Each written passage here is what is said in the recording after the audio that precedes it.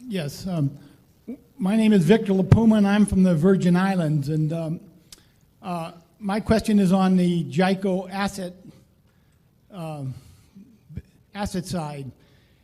One of the things that makes Berkshire unique is the high percentage in equity as opposed to fixed assets. And GEICO, as of the end of the year, looked like a typical insurance company with 4 times the fixed assets as equity assets. And my question is, over time, will they have the same composite as Berkshire on the asset side? And the second part of that question is, how are the asset allocations decisions being made at GEICO after the merger as compared to before the merger?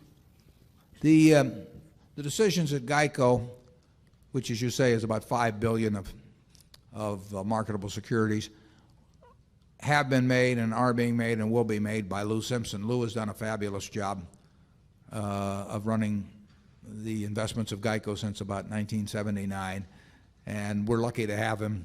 There's very few people that I will let run money, running businesses, that we have control over, but we're delighted in the case of Lou. I mean, it's 1 in 1,000 or something, but Lou has done a terrific job, will do a job. And the one thing we offer him, he has the ability to do whatever he wants to do with those assets now.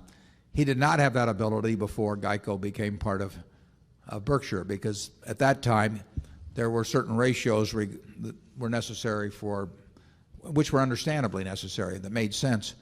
Where with GEICO as a standalone entity with its own net worth of $1.5 billion or $2 billion and doing $3 billion of business, it would have been inappropriate for him to take on a different configuration beyond a certain point in equities.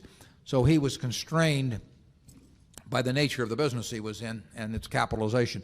That constraint no longer applies.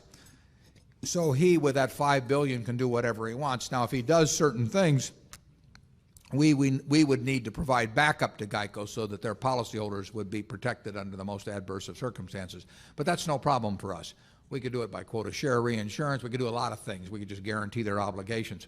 And we're in a position to do that. We haven't done it yet because hasn't been necessary yet. But if it made sense, if Lou wanted to be $5 billion in equities and it made sense, we would arrange things so that the GEICO policyholders would be every bit as secure as under the most conservative of investment portfolios. So Lou has another string to his bow now, and there may be a time when it gets used.